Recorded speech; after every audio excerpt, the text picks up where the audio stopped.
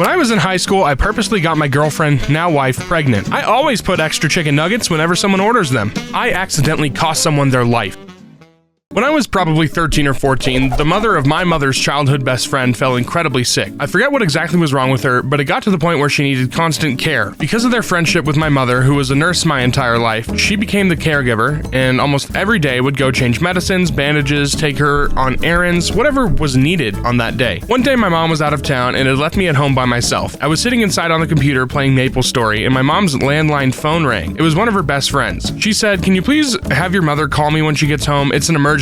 Mom bled out, she's not doing well at all, and we don't know what to do." I assured them I would, and went back to my computer. My mom got home about 15 minutes later, and I forgot to tell her. Completely forgot the phone call even happened, until they called back that night to tell my mother that their mom had died from bleeding. For whatever reason, they never told my mom they had called me that day to relay a message. They never questioned why my mom hadn't shown up to help. My simple childhood memory took months, maybe years off of a sweet old woman's life, and this is the very first time I've ever talked about it. It eats me alive every day. If someone is bleeding out, you don't leave a message with a 15-year-old, you call 911. Unless your mother was a god among doctors who could heal every wound and cure every illness, who has also the speed of Flash to go whenever she's needed, there was really nothing you or your mother could have done. It was a situation where they should have called 911 instead of you, and you were just a kid. You forgot, and they either also forgot or just knew that if you did tell your mom about it, there was no change in the outcome. People in situations do act irrational. If it was something that could have ended that fast, it was something that your mother couldn't have fixed probably. A lot of people think about the local situation before the more rational one. In my college apartment, my roommate was having a grand mal seizure, and someone was saying to call the residential assistant, who's simply gonna call 911. Forgive yourself. Move on. You're not a kid anymore, and there's no need to worry over it anymore. If that sweet lady were around, she'd tell you the same. Not your fault. Hope you can forgive yourself. The mother of my mother's childhood best friend. I don't know if it's because I'm tired, but this took me a second. I'm leaving my husband due to his flatulence. A while ago, I posted about my husband on another account. Both account and post have since been deleted, but you can find it if you look for it. Some of you may remember my husband,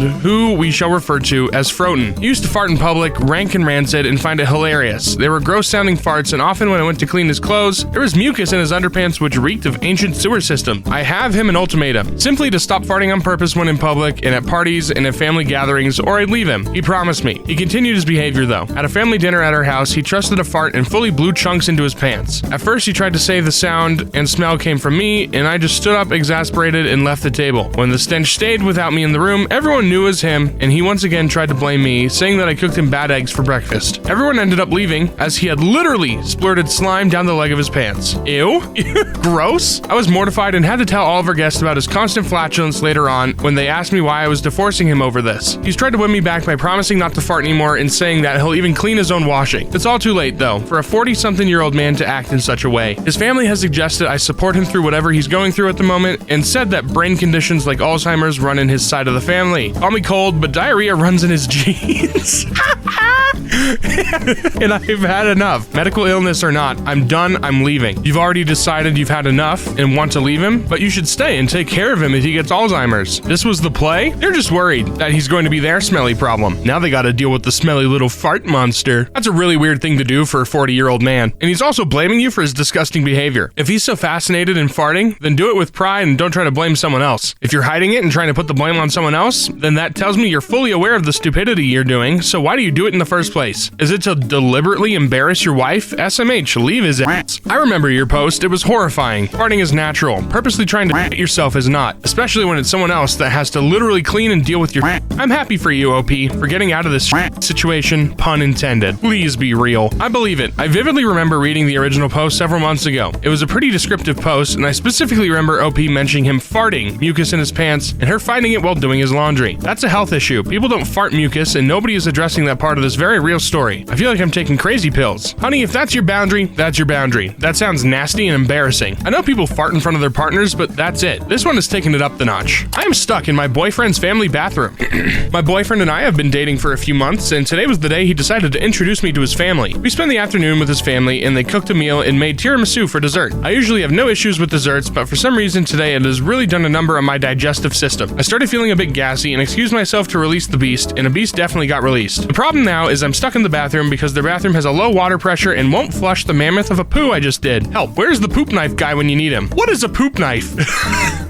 I hate that I know the poop knife story. My good friend Max Mitzan told me about the poop knife story a couple years ago, and I hate that I know it. There was a Reddit post, I don't remember in which sub, about a guy whose family had a knife dedicated to the sole purpose of flushing huge poops, maybe by cutting poops into smaller pieces with the knife, and they call it poop knife. The guy thought it was common for every household to have poop knife and only realized it when he asked his friends for poop knife at family dinner. The friend and family found it hilarious. Fill something with water and pour it in fast, like a bin or something. This is a pro gamer move. Find a bucket. Yes, if you look around the bathroom carefully, the quest item will probably be glowing. She'll have to press E, I think. The first time I hung out with my then boyfriend at his house, his toilet was directly across from the sink. The bathroom was so small your knees would touch the sink cabinet when you're sitting on the toilet. I was on the toilet and puked into the sink. It was very clumpy and clogged the sink. I tried so hard to deal with it, but it wasn't clearing or going down. Eventually, I had to tell him, and he came in and reached his arm in and tried to dig the stuff out of the sink with the drain. We've been together for 7 years, and next month will be our first year wedding anniversary. Sorry about your shitty situation, but it'll be okay. What a romantic story. Why would you date someone whose family doesn't have the basic things like the poop knife? I've had to plunge a toilet with my hand once. This might be one of those situations. I would rather escape out of a window and never see my spouse again than do this. I poured wine on my mom's dress at her stepdaughter's wedding, and I'm not sorry. First, I need to introduce you to the cast of characters involved. There's my mother, my stepsister Alice, name changed, her father, my stepdad, and I. I'm a 34-year-old woman. Now, my mother is a typical narcissist. She believes, honestly, that the universe should and does revolve around her. When my parents divorced, my brother and I chose to live with our dad. About a year later, my mom married a guy who had a daughter with his first wife. My mom has never liked Alice and used to constantly bully and gaslight the poor girl whenever she went to visit her dad. Even now, when Alice is an independent adult woman, my mom tries to compete with her for her husband's attention. It's quite pathetic. Alice and I became friends soon after we met. My brother and I were sent to visit my mom. Alice was there too and actually unloaded on me, angrily telling me what a monster my mom was. I nodded and agreed with everything else she said. I knew exactly what she was talking about, as my mom had subjected me to the same abuse and gaslighting. Alice was taken aback by this and started crying. She tearfully told me all about my mom's actions. I comforted her and told her I believed her. In that moment, we became friends. Our mutual aversion to my mom's bullshit bonded us. Over the years, we often teamed up and defended each other from my mom's psychological attacks. It also didn't hurt that we had several shared interests. Fast forward to last week, my stepsister and close friend married the love of her life. I was one of the bridesmaids. My mom was there, of course, too, in a white, full-length dress. Even on Alice's wedding day, my mom felt the need to torment her and try to upstage her. I was infuriated when I saw that my friend was close to tears because of this. I walked up to my mom and told her that she needed the change and that she obviously wore this dress to hurt Alice. She just laughed and told me to stop being silly. I asked her one more time, she dismissed me again with that annoying smirk, and I just said, fine. Just remember that I gave you an out. Then I got a wine bottle and poured it on the contents of my mom's white dress. For a minute, she was stunned into silence. Then she began screaming at me. I just smiled and reminded her that I gave her a chance. Thankfully, my stepdad decided to grow a spine and told her to stop making a scene. She told him she needed to go buy a dress and he needed to drive her. Stepdad refused and told her she has to go out alone. My mom left in a huff and didn't come back. We later found out that she went home. The wedding turned out to be absolutely splendid. Alice was glowing with joy. She later hugged me and thanked me for getting rid of her step monster. All in all, it was a great day. Were my actions petty? Yes. Immature? Probably. Justified? Absolutely. I think at some point, people who choose to wear white dresses to a wedding that isn't theirs should just do so only if they want free wine. Most times, I would think there was an adult acting like a child. In this case, what you did was absolutely brilliant. Your mom sounds like a total piece of shit and definitely has that coming. Well done. This is a copy pasta. You/repost sleuth bot. I never understand why people choose to act so self-centered and narcissistic like that. It's essentially a mental disorder, but always astounds me that some women will actually think that it's a good idea for them to wear a full-length white dress to someone else's wedding for the sole reason of getting attention. Your stepmother certainly got the attention. It may not have been the attention she wanted, but it was definitely the attention she deserved. I wonder how much a narc would shatter if they realized that anytime they pull their weird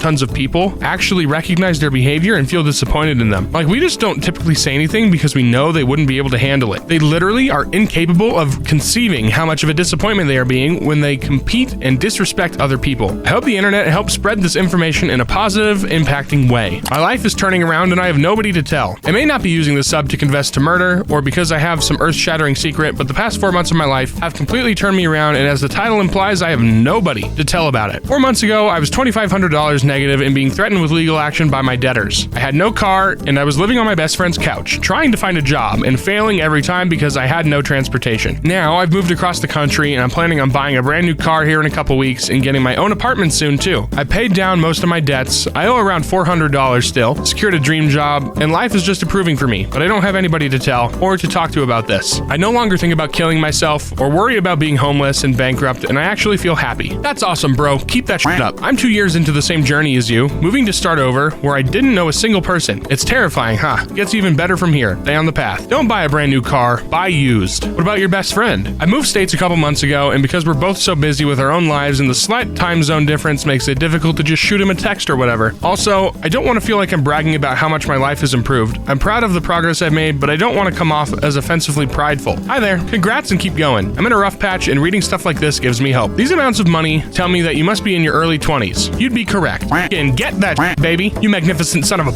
I finally got a 124-point jump in my credit score today. I finally have fair credit. In the fucking green, baby. We are gods among men. I figured out yesterday that my son isn't biologically mine. My wife doesn't know that I know. My son is almost a year old now. He doesn't look anything like me, and people have always teased me about it, but I couldn't get the nagging idea he might not be mine out of my head. So I got our DNA compared behind my wife's back, and he's definitely not biologically mine. I found out yesterday, and honestly, I'm crushed. Not only did my wife cheat on me with another man, but she likely knows our son isn't biologically mine, or at the very least suspects it. I've already contacted an attorney who's going to take this and work on assisting me through a divorce. I see a lot of late nights drinking alone in my future, even after this nightmare's over. It's better now than later, buddy. It's still awful. Sorry, man. Talk to friends and family. Rely on people you want to help through this. It's what you would do and what they would want. Good luck, buddy. Be careful. Were you married when the child was born? In many states, you will be 100% on the hook for child support for all children born during the marriage. Just because it isn't yours doesn't mean you are off the hook. Well, I mean, he's getting a lawyer, so I'm sure the lawyer knows all of that stuff and will get it with him, all right? Are you certain it's her kid? A surprising number of stories here have shown up where someone finds out their kid isn't biologically related, and it turns out there was a hospital mix-up or whatever. Worth considering? The wife should take a DNA test as well then. Just asking her to test will probably give OP the answer. I feel sorry for the child. Sucks to have your spouse betray you. Been down that road myself. Trust is very important in a relationship, and you can't move forward without addressing the issue. I hope with the raw emotions you have to deal with that you don't unlove the kid. Children are innocent beings, and after all, how adults treat them has a huge impact on their future. Remember, it's not the kid's fault. He owes the kid nothing. He should not have to pay someone else due. This happened to a guy. He accused his wife. Turned out she wasn't the mom either, and baby was switched at birth. Crazy, huh? Hopefully something works out for you. I let my grandmother think she's buying me things, but I purchased them myself. My grandmother is literally one of the sweetest people alive. I know.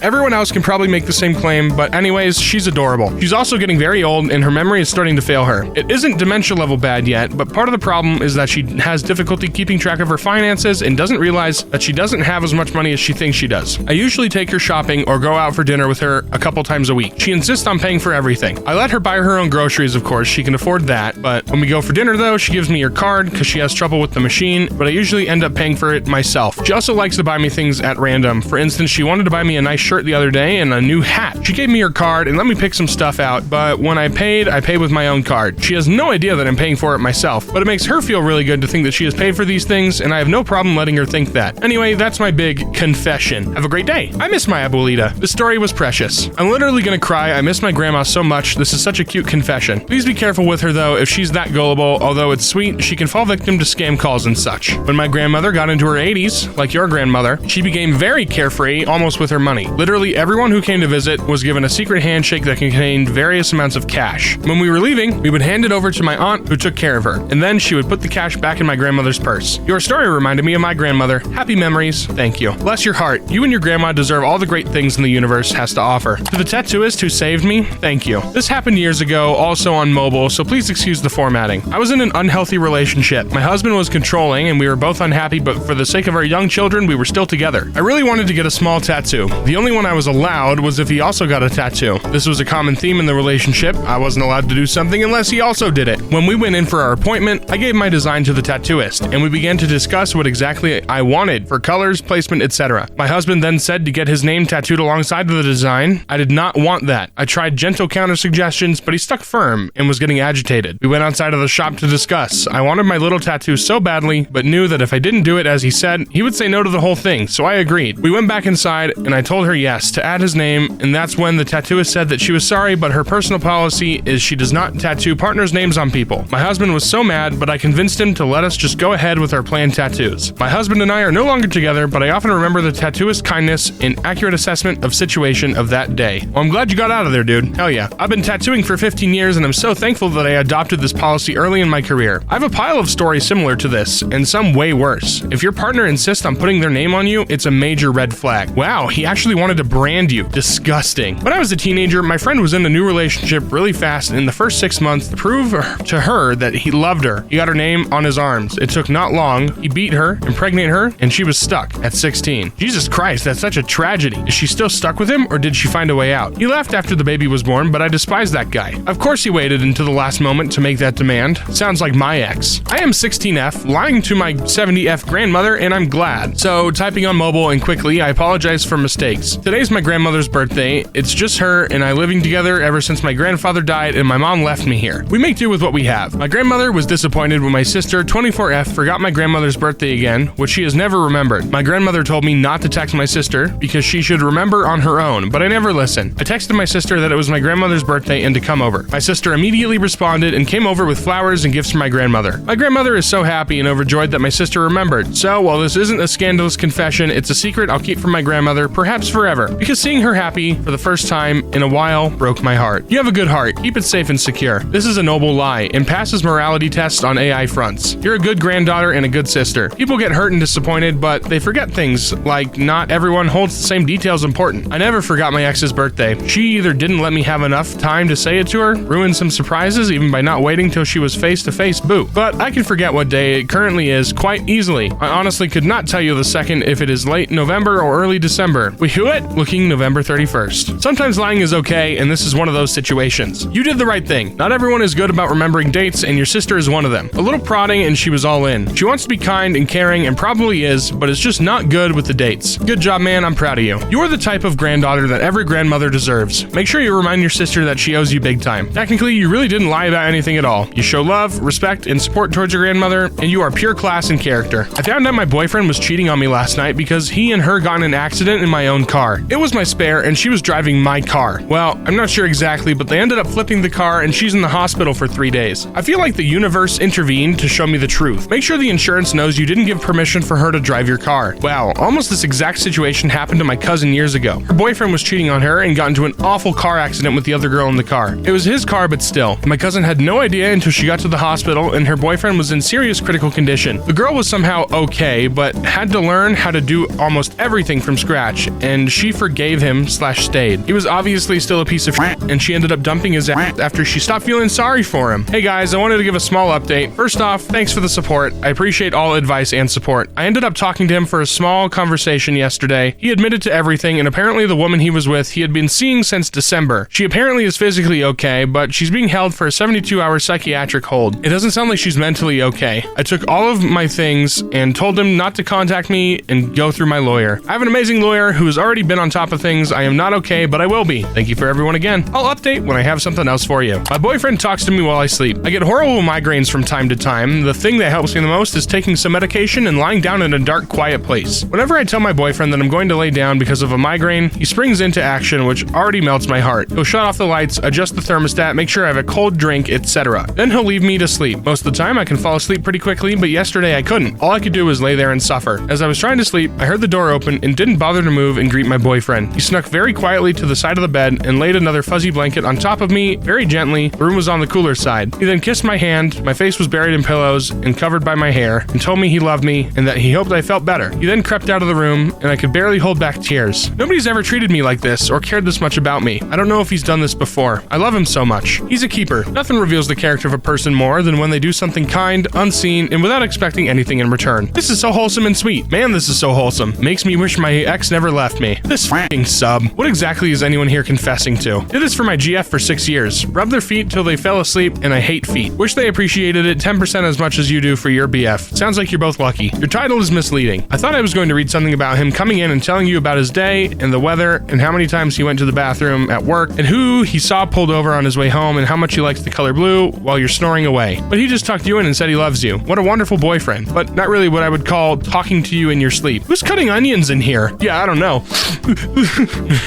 I thought he was going to bore you to sleep. Sometimes when I write LOL, I do a little laugh afterwards so that I'm not a liar. That's it. That is adorable and definitely made me LOL. And now I must LOL to be truthful. I roll around on the floor laughing after saying raffle for the same reason. Sometimes I say LMFAO and then, oh no! Just blowing a bit of air out your nose is enough. BAOMN. Blowing air out my nose. You'll love to see it. Glad someone else does it too. Whenever I watch The Crown or anything on the Royals, whenever they wave, I wave back in the exact same way and laugh. I just find it fun. It's sort of like a drinking game, only I do it with waving. I really only use lol when I'm being sarcastic. Lol. This actually made me lament lamau. When you lamau, does your actually fall off? Lol. I gotta glue mine together. I've started using paracords and asked my friends to send me less funny memes. I always put extra chicken nuggets whenever someone orders them. When I was working at McDonald's, whenever someone orders chicken nuggets, I usually hook them up with a couple extra. If they get a 20-piece, I usually add like 5 extra nuggets. When I worked as a lunch lady, they told you could not give away food unless the kids paid for it. After working there for so long, you could tell the kids who needed extra food, or hell, the ones who just wanted it. I would always hook them up. No kid should have to pay for school lunch. When I worked in the pepper belly line, if they said please when asking for jalapenos, I gave them tons. According to the bosses, you were only supposed to give 2 slices, like that was enough flavor. Take all the food. It's better in their bellies than in the trash. I used to do this very same thing at Burger King, and I didn't care. They never gave us raises, so I gave away their bonuses in food. 15 years ago, I pulled a great prank, and only I know the truth. I had one of those little speakers that makes funny fart sounds, and I stuck it in the cushions of my mom's couch. I waited until my mom and sister were sitting down the couch, and I pushed the remote to it. A long, loud, muffled fart. Everyone in the room was shocked. My mom yelled at my sister, who naturally got defensive and refuted the accusation. My sister blamed my mom. It was a scene. The fart sounded so real because of the cushions muffling it. Every once in a while, I pour salt on this old wound. If I'm with my sister, I'll say, "Can't believe you got framed by mom for that fart." She gets annoyed, remembering the incident. I'll be with my mom and say, "The audacity of your daughter to pull that and then blame you." My mom gets fired up. Once during the holidays, we were all watching TV and I excused myself. When I came back, I said I needed to fart, but it wasn't a savage, so I left the room. This starts up the argument all over again. I plan on keeping this going as long as possible. It's been 15 years now and it still gets a heated response and saltiness from them both. Wait until you're on your deathbed and then tell your sister the truth, because if you do it any sooner, one or both of them will kill you anyway. Was there anyone else in the room? If not, then where do you live and why is farting so serious there? In my family, if someone farts, no matter if it's quiet or loud, no one cares. It's equal to sneeze here. I mean, between family, in public, or around strangers, it's embarrassing though. As funny as it is, I hate to think about how you've spent 15 years ruining the relationship between your mom and sister. Shut the f***